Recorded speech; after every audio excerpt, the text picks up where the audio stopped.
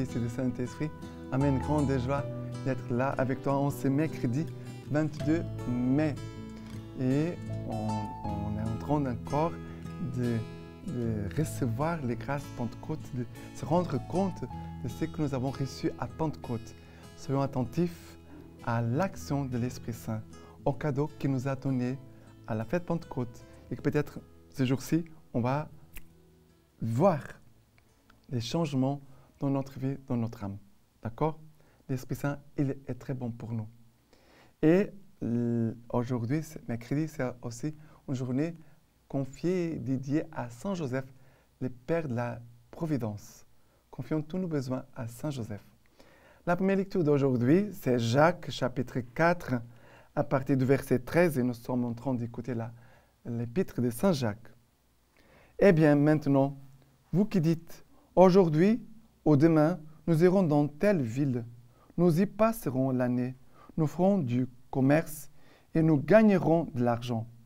Vous qui ne savez pas ce que demain sera votre vie, car vous êtes une vapeur qui paraît un instant, puis disparaît. Que ne dites-vous, au contraire, si le Seigneur le veut, nous vivrons et nous ferons ceci ou cela. Mais voilà que vous vous glorifiez de votre forfanterie.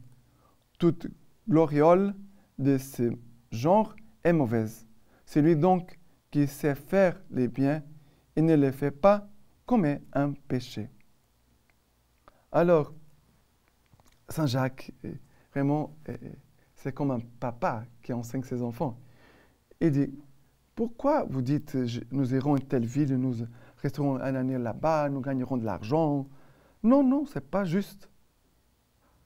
Vous qui ne savez pas ce que demain sera votre vie, car vous êtes une vapeur qui paraît un instant, puis disparaît. Voilà, notre vie, qu'est-ce que c'est notre vie? Comme une vapeur qui apparaît, qui paraît un instant, puis disparaît. Voilà notre vie. Que dites-vous au contraire? Si le Seigneur le veut, nous vivrons et nous ferons ceci ou cela. Si Dieu veut, si Dieu veut. Chez moi, je suis portugais, je ne sais pas maintenant aujourd'hui, mais autrefois, on disait toujours, si Dieu voudra, voilà, on fera telle chose. On avait conscience du vouloir divin de Dieu. Mais aujourd'hui, le monde est très païen, qu'aujourd'hui, nous faisons la même chose. Je vais faire ça, je vais faire ça, je vais faire ça. C'est moi et moi et moi et moi. Ce n'est pas Dieu avec nous. Si Dieu le voudra, nous irons. Si Dieu voudra, nous ferons. Voilà, c'est une conversion à vivre, nous tous, de mettre Dieu devant et nous derrière. Et aussi, Saint Jacques dit, mais voilà que vous vous glorifiez de votre forfanterie. Toute gloriole de ce genre est mauvaise. Voilà, l'orgueil, c'est l'orgueil de l'homme. Et il dit, celui donc qui sait faire les biens et ne les fait pas commet un péché. Il y a deux choses ici. La question de l'orgueil, voilà, la gloriole et la forfanterie, voilà. Et après, une deuxième chose, c'est je peux faire le bien, je ne le fais pas. Parfois, il y a des gens qui disent, Père, je n'ai pas fait de grands péchés, je n'ai pas beaucoup de péchés. Mais il faut faire attention au péché d'omission. Tu aurais pu faire telle chose, tu n'as pas fait. Tu aurais pu dire telle chose à telle personne, tu n'as pas dit. Tu aurais pu aider telle personne, tu n'as pas aidé. Ce sont des péchés. Je n'ai rien fait, je n'ai pas fait du mal. Mais tu n'as pas non plus fait du bien. Tu as la possibilité de faire du bien et tu n'as pas fait. C'est un péché grave. C'est un péché grave. D'omission. Il a les péchés de mensonge, il a les péchés d'omission. Et ici, c'est un péché d'omission. Grave. Tu sais faire les biens et tu ne les fais pas. Mais pourquoi tu ne fais pas? Pourquoi tu ne fais pas? Qu'est-ce qui t'empêche? Voilà. On doit parfois de se poser des questions. D'accord? L'Esprit Saint veut nous aider à faire les biens, à dire du bien, à agir avec les biens. D'accord? L'Esprit Saint, il nous aide, qu'il nous inspire à partir d'un cœur humble, non pas rempli d'orgueil. D'accord? Et que ce Dieu veut, nous ferons. Ce Dieu veut, nous irons. Voilà, mettre Dieu devant nous, toujours en toutes choses. D'accord?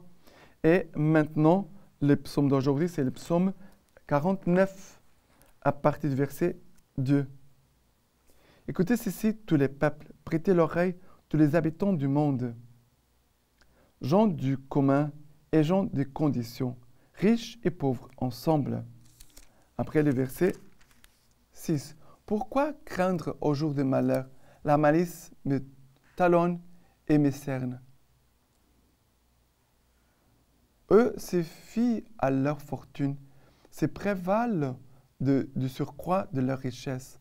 Mais l'homme ne peut acheter son rachat, ni payer à Dieu sa rançon.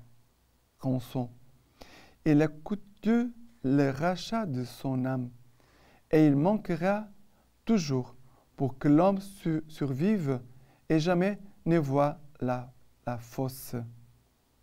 Après le verset 11 aussi.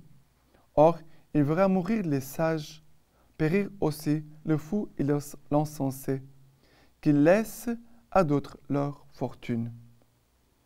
Alors, ici, nous parle de la personne qui s'appuie sur leur richesse. Il dit, eux se fient à leur fortune, se prévalent du surcroît de leur richesse. Mais, bien sûr, on a besoin de l'argent pour vivre, pour s'habiller, pour nourrir, pour le médecin, voilà, les remèdes. On a besoin de l'argent. Mais c'est une folie de vivre en fonction de l'argent, attaché à l'argent. Car, si nous faisons attention, quand nous sommes nés, on ne portait rien, on n'avait rien. Quand on va mourir, on ne portera rien non plus avec nous. Et nous passons parfois notre vie ici-bas pour s'accrocher aux choses, s'attacher aux biens. Alors, un jour, tu dois tout laisser pour d'autres. Et on doit veiller à quoi tu es attaché. Nous devons être attachés au Seigneur, à sa parole, à sa grâce. Nous devons dépendre de Dieu et non pas dépendre de l'argent. Nous avons besoin de l'argent, c'est correct, mais notre dépendance, c'est de Dieu. Je ne vis pas sans lui. Je ne veux rien faire sans lui. D'accord? Et l'évangile d'aujourd'hui, c'est l'évangile de Marc, chapitre 9, à partir du verset 38. Jean lui dit, « Maître, nous avons vu quelqu'un expulser des démons en ton nom, quelqu'un qui ne nous suit pas, et nous voulions l'empêcher, parce qu'il ne nous suivait pas.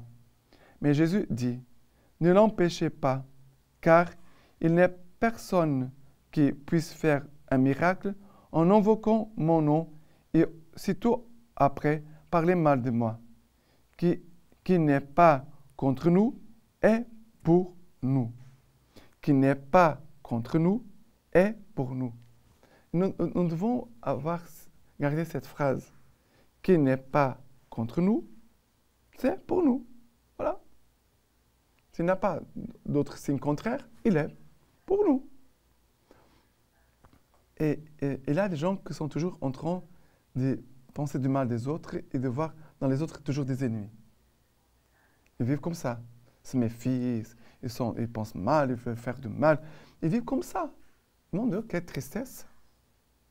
Cette personne oublie de vivre pour Dieu et de penser et faire le bien aux autres. Si les autres veulent faire des choses mauvaises, c'est leur problème à eux. Ce n'est pas à nous. Bien sûr, si on peut les aider à changer, on va aussi prier pour eux, d'accord. Mais nous devons penser qui n'est pas contre nous est pour nous. Ici, Jean avait une bonne intention. Seigneur, j'ai vu quelqu'un qui expulsait des démons en ton nom, mais il ne le suit pas. Alors, je voulais l'empêcher. Jésus dit, non, non, ne l'empêchez pas. Car il ne peut pas faire un miracle en invoquant mon nom et, surtout après, parler du mal de moi. Jésus, il veut travailler dans le cœur de tous les hommes. Jésus veut travailler dans le cœur de tous les hommes. Il veut faire du bien à tous les hommes. Dieu veut se servir aussi de nous, chacun de nous. Jésus veut se servir de chacun de nous pour construire son royaume. D'accord? Alors, si les gens ne sont pas contre nous, laissez faire. S'ils ne font pas des choses mauvaises, voilà, parce que je peux faire des choses pour tirer du profit pour moi. Ça, c'est un péché.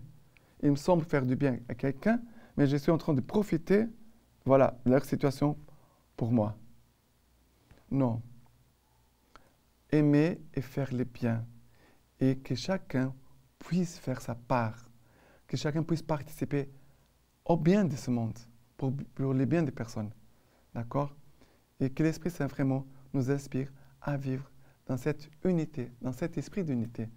Ce qui n'est pas contre nous est pour nous. Et la lecture patristique d'aujourd'hui de Saint Jérôme nous dit ceci. Tout le travail de l'homme est pour sa bouche et pourtant son âme n'est pas rassasiée. Quelle est la supériorité du sage sur le fou? Quelle est la supériorité du pauvre lorsqu'il sait se conduire parmi les vivants? Tout le travail des hommes en ce monde est absorbé par la bouche et broyé par les dents. Il passe dans le ventre pour être digéré. Lorsqu'il trouve un peu de satisfaction dans la gourmandise, cela ne lui donne de plaisir qu'autant que sa gorge peut en contenir. Et après tout cela, l'âme du mangeur n'est pas rassasiée. Cela peut s'expliquer de deux façons. Ou bien parce qu'on veut toujours recommencer à manger, et le sage, aussi bien que le fou, sait qu'il ne peut vivre sans manger. Le pauvre ne cherche pas d'autre chose que de pouvoir sustenter cet instrument qu'est son malheureux corps, de ne pas le laisser périr d'inanimation. Ou encore, l'âme n'est pas rassasiée en ce sens qu'elle ne trouve aucun profit dans la réflexion de son pauvre corps. La nourriture est la même pour le sage et pour le fou, et le pauvre s'en va là où il espère trouver des ressources. Maintenant, je vous laisse la bénédiction par les mains toutes pures de la Vierge Marie. Dieu Tout-Puissant vous bénisse et vous garde, le Père, le Fils et le Saint-Esprit. Amen.